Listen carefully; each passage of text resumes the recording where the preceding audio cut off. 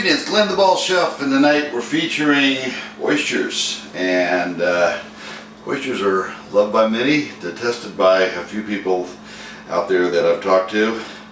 Probably the bravest man that ever walked the face of this earth was the first person to eat an oyster. It looks like a rock. He split it open and there's some goo inside and he ate it. But that's another story. These, my friends, are oysters from the East Coast. These are Chincoteague oysters, a little bit smaller than like a Maine oyster or something like this, but they're a lot more flavorful. And what I'm going to show you first off is how to properly open up a oyster. Alright, to open up an oyster, I recommend getting a piece of cloth. And what you want to do is you want to see that little area right there in the oyster. And what you're going to do is you're going to take this shucker and you're going to dig down in there. You're going to twist left and twist right, and that's going to open the oyster from the shell there. There's just a little muscle that attaches the oyster itself to the shell. We're going to remove that like so, and then there's a little piece of shell right there. Just going to be very careful, they're not going to serve that. And how we typically do these is they can either be plated onto rock salt, but I'm going to be preparing these oysters onto just some crushed ice, and I'm going to do 6 of them.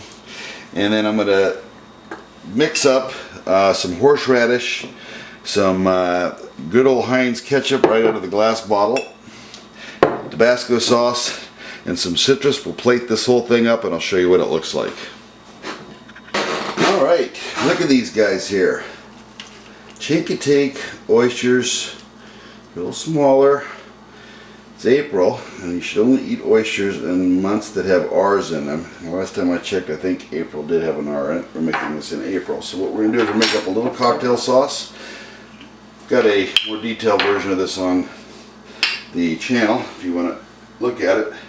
We're just going to take some regular old Heinz ketchup and some horseradish sauce that we will prepare, and we'll just put in about a quarter teaspoon of that in there, and we'll mix that around.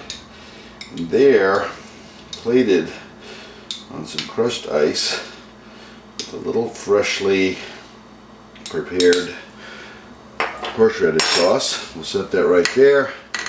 For some reason I like Tabasco on my oysters, so I'm going to hit these up with a little Tabasco, and then we can hit these with the little citrus.